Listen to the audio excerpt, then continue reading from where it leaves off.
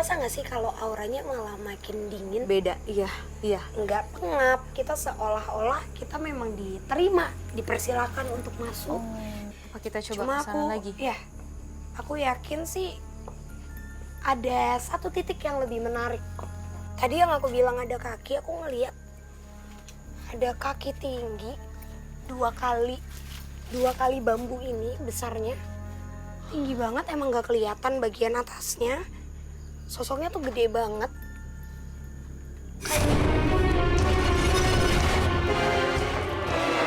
Sosok perempuan yang sepertinya dicekuk. Sosok kitab itu semakin dekat.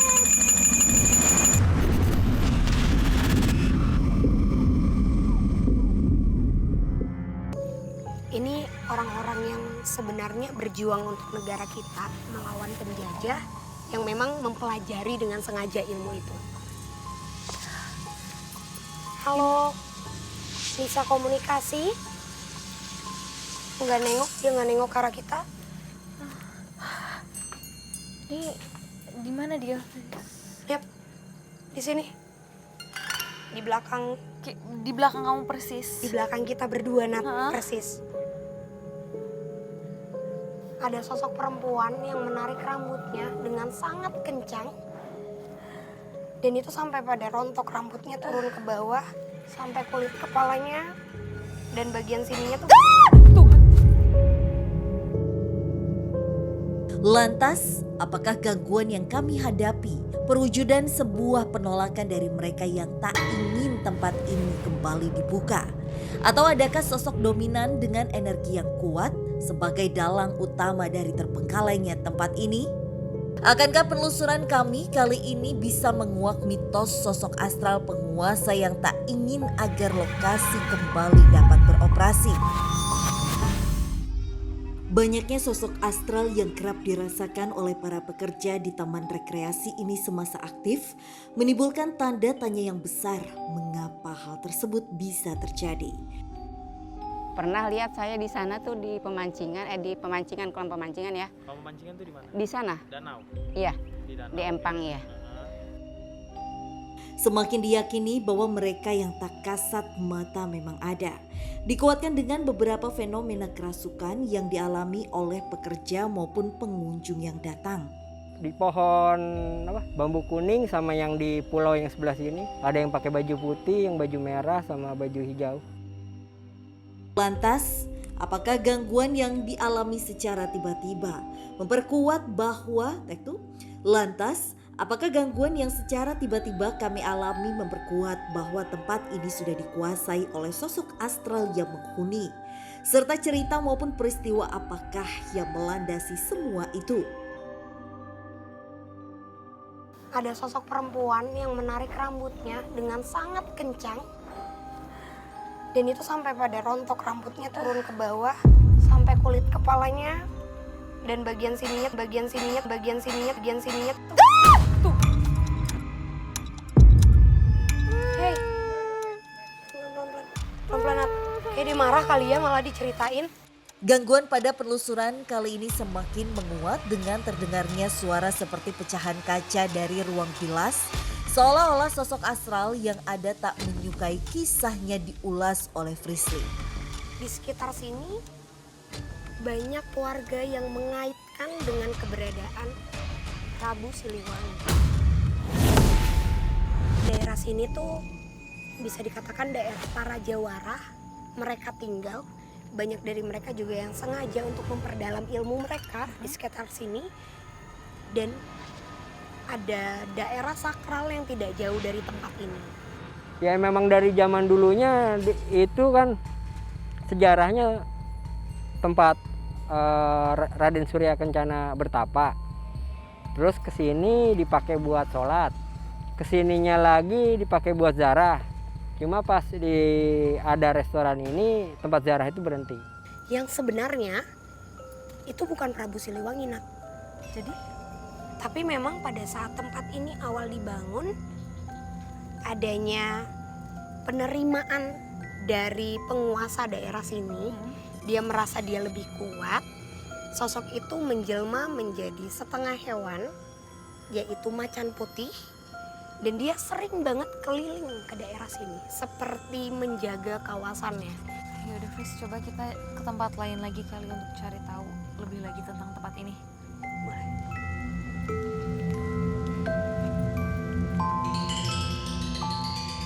Setelah lama dibangun sejak sekitar tahun 1989, lokasi rekreasi ini masih menyimpan banyak harapan bisa kembali aktif agar mendatangkan berkah bagi para pekerja sebelumnya. Ya harapan saya mah biar bisa dibangun lagi, maju lagi gitu, pengen dibuka lagi harapan saya. Untuk itu, demi dapat menguak semua mitos dan misteri dari lokasi rekreasi ini, sosok demi sosok kami ajak untuk berkomunikasi melalui kemampuan Frisly. Hal ini juga membuktikan banyak cerita masyarakat tentang gangguan-gangguan yang pernah mereka rasakan. Gudang dapur itu saya ngambil oksigen ke situ, itu ada yang nangis di situ. Gangguan ini sedikit banyak membuat para mantan pekerja juga jadi kesusahan ketika lokasi rekreasi ini masih beroperasi. Kita kan kalau tutup restoran itu jam 6 ya? Jam 6. Iya, kalau udah lebih dari itu misalkan jam 7 atau jam 8, itu dari atas itu ada suara kursi jatuh. Atas mana, Bu? Restoran yang atas. Kini, kami menyusuri lokasi yang diduga dihuni oleh sosok astral yang paling berkuasa. Kemunculannya kerap kali tertangkap oleh energi manusia biasa. Apa yang udah kamu rasain di sini? Sejujurnya, dibandingkan tadi kita di luar, ruangan terbuka dan ini kita mulai memasuki ruangan yang tertutup, kamu ngerasa gak sih kalau auranya malah makin dingin? Beda, iya. Nggak pengap, kita seolah-olah kita memang diterima, dipersilakan untuk masuk. Apa kita coba Cuma ke sana lagi? Ya, aku yakin sih ada satu titik yang lebih menarik. Tadi yang aku bilang ada kaki, aku ngeliat ada kaki tinggi dua kali bambu ini besarnya, tinggi banget, emang gak kelihatan bagian atasnya. Sosoknya tuh gede banget, kayak ngejaga tempat ini. Tapi mungkin pada saat tempat ini beroperasi, dia salah satu sosok yang sering usil. Terus juga si sosok ini juga mampu untuk menunjukkan secara fisik yang besar tadi. Mungkin interaksinya seperti itu, lemparan, Suara gitu ya? suara, atau derap langkah. Restoran sih kebanyakan paling suara-suara. Jadi di restoran itu kan tingkat. Jadi dari atas itu kayak ada yang ludah. Kena, ada ludahnya. Iya, ada ludahnya. Terus juga ini di belakang bambu sini, itu aku nggak ngelihat badannya memang ya. Aku nggak Fris, ngelihat hati-hati. badannya, Nat. Tapi ada seperti Gimana? kayak gini, kayak ijuk hitam ada di wajah, membelit gitu, persis di sini. Hanya wajahnya aja, kepalanya aja atau Kepalanya aja, Nat. Kalau dia nggak suka, dia pasti tinggi besar atau menampakkan raut muka yang kesel gitu. Tempat ini udah terbengkalai, Nat. Tapi malah disisakan satu bangku.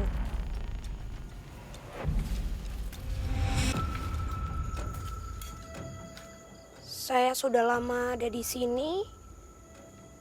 Saya sudah dari 1809. Saya mengenal pemilik tempat ini. Dia tahu siapa saya. Saya tidak akan pernah mengganggu orang-orang yang sudah lama ada di sini. Saya terus mengejar yang membuat tempat ini semakin kotor. Dari cerita orang-orang tua sini dulu. Jadi pertama ya saya dengar itu waktu kecil, oh namanya si Brum, Tuan Hitam. Dan ternyata memang terkadang sosok itu memang ada gitu.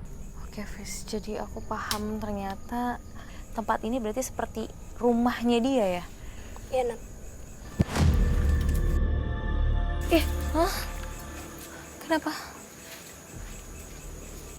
Barusan ada yang mainin rambut aku di Ih, siapa itu? Siapa, Fes? Cahaya.